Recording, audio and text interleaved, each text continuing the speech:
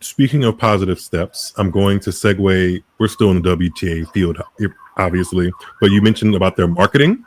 And as the sirens are going past, I wondered if there were like internal sirens in the WTA's just infrastructure about how they needed to present themselves, which is why we have the rebrand that has been unveiled in the past couple of weeks. And I haven't talked about that at all, I believe, on my platform or any of them, because I've kind of been processing it. Unfortunately, I thought I would get to a point. Well, yes, how do I put this? I thought I would get to a point where I liked it. Unfortunately, I cannot say I've gotten to that point after several weeks of sitting with the green rotating sphere tennis ball of the WTA now. I I don't like it, and I say that with respect to the people that worked on it. It's not my favorite rebrand. I don't feel like it's an elevation. What do you guys feel about visually looking at the Women's Tennis Association across digital outlets and all the things that we are consistently scrolling on our devices? Do you feel like this rebrand was an elevation? Are you reinvigorated, or how do you feel about this WTA marketing rebrand thing? I'm extremely disappointed, and I think I know I'm not the only one. I have spoken to many a player who is extremely upset at the level of money that has been spent on another rebrand that does not feel authentic. As you say, doesn't feel like a level up from before, and makes them feel like a cookie cutter boardroom strategy to satisfy investors and not actually capture the essence of women's tennis.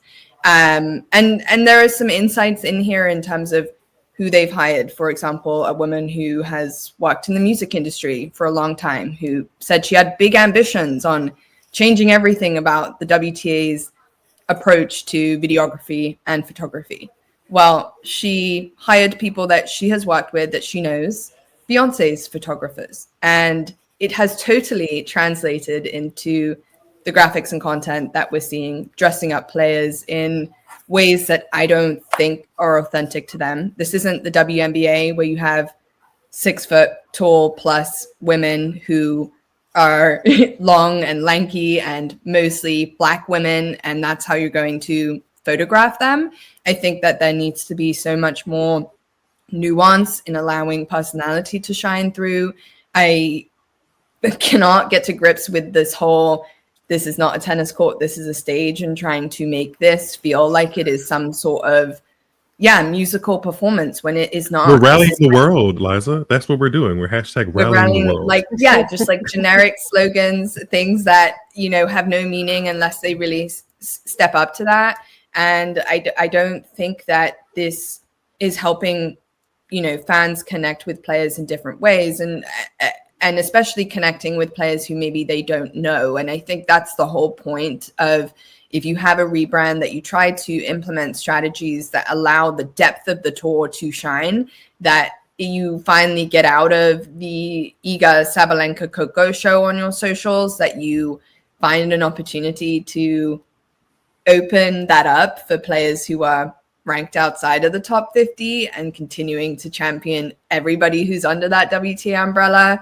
And so for me, I thought there were so many ways that this rebranding fell short, and I think that they're starting to lose trust and faith in the players themselves, in the WTA's ability to really be a vehicle that can market this sport into the bigger depths of women's sport and make it a real competitor to what are the real growing sports now of WNBA, the NWSL, and other women's major league sports. So I think they have a lot of work to do, and this wasn't a step in the right direction in my opinion. It wasn't an A+. It wasn't a knock out of the park for me. Caitlin, How do you feel when you step up to the plate of the WTA? How are you feeling? I'm quite underwhelmed. It feels like I think that I just learned a lot from what Liza was saying in terms of the personnel involved, which makes sense given what I've seen. I just feel like sort of left like, this is pretty corporate, it's pretty high level, and it doesn't talk about the unique attributes of tennis and why it's interesting.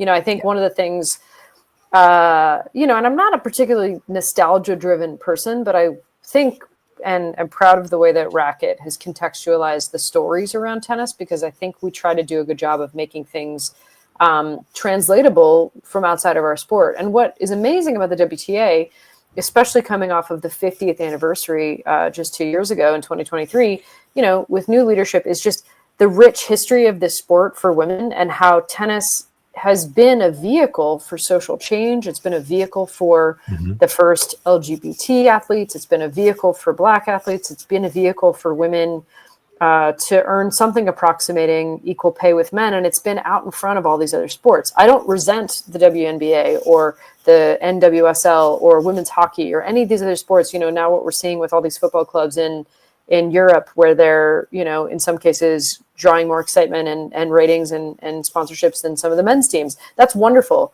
It's also related to the women's tennis story. And I think for me, that is something that an entire generation of an audience, especially the audience that is new to tennis, has no idea about. And so there is a fair and justifiable critique to be made at the visual and marketing and storytelling level, which I think is totally valid. There's also, to me, just a sort of dereliction of duty about education. Like, what is so amazing about this sport is just how many personalities it has housed, and how much social change and relevant, world affairs and commentary about, our evolving conversation around women's sports it has provided the platform for, and that's not to say everything needs to be like, let's remember Billie Jean King. Look, Venus Williams wrote an op-ed for the Times of London, but it just feels totally disconnected to that. Like, it's some generic airport product. And I feel like that's the part that sort of feels a little bit empty to me. It's kind of like, yes, all this is valid in terms of certain players being elevated, but also it just kind of feels, for what? So that we can look at another sort of like $1 million logo that doesn't designed by feel a $1 committee million in a boardroom. Like, I don't know, guys. I totally agree with you. Get weird, make it ambitious, but definitely make it something that feels resonant. And that's I think it's a missed opportunity. Yeah, you're totally lacking the opportunity to start the conversation on why women's tennis was here first. And again, like, as you said, why it's paved the way for other sports and like social change. And I just think, why wouldn't you want to lean into some of those stories, especially if you're talking about, hey, we're at a time where we're looking at generational shift, and you want to try to attract Gen Z and younger folks into this sport to keep its longevity and its interest up. And unfortunately, folks are coming to the sport with no context or ability to connect with its history and its legacy and the people that shaped it to what it is today. And to not integrate that into a rebrand and a launch, and looking at all of the faces that made the WTA what it is today in a celebratory moment of like 50 years and onwards, what do the next 50 years look like? I don't know why you would choose this commercial route that is a copy paste strategy of what other leagues have done when you were here first. You should be doing the trailblazing and continuing to set a standard that's higher than the folks who are, coming up on underneath you and riding on your coattails. And you don't need to copy the ideas. I mean, it's just so clear to me. Every social trending video that I see on the WNBA's page is copied by the WTA 3 to 4 weeks later. And it's like, come up with your own ideas and have some confidence and faith that you guys can be creative within that space. And I think a lot of that opportunity is missed because it's folks at the top who, I hate to say it, like, don't see the value in investing in social media, don't see the point in sending younger folks to 250 tournaments and getting coverage from, up and coming content creators and folks who can help amplify your message, and working with an ecosystem of people. And just knowing what they kind of have in store of how they think that's going to look in the future now as well. It's really disappointing to see the lack of kind of wanting to elevate the game and elevate all of the younger women who are in and around that as well. And just kind of trying to go for a cookie cutter approach that they think they've seen work well with other sports, and thinking that it's going to work the same here when you're dealing with people who are way more international, have totally different like backgrounds and experiences than your core kind of American sport market, which doesn't have the same kind of like worldwide diversity that tennis offers, and it's a totally different approach. Yeah, those other sports aren't going from Miami to Stuttgart and then from Stuttgart to Barcelona all in the span of a couple of weeks. Yeah, it's more centralized.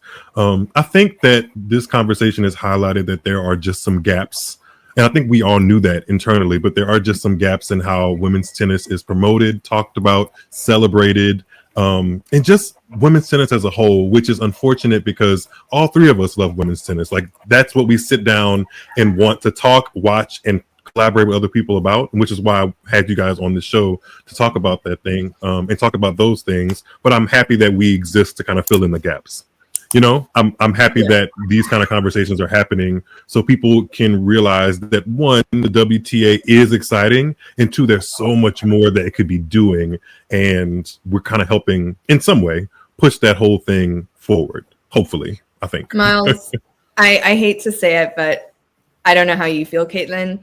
I think the WTA has this mindset of la la la la la. I don't hear you. We're doing a great job. You're just, criticizing just to criticize, and like, I don't want to hear it, because there was no focus group even amongst the players. Like, how do you launch a rebrand and not focus group a good the people who are going to be like pushing that brand forward, promoting your rebrand, right? Like, I've heard players who have their images taken who asked, please don't share it because I don't like the way that I look.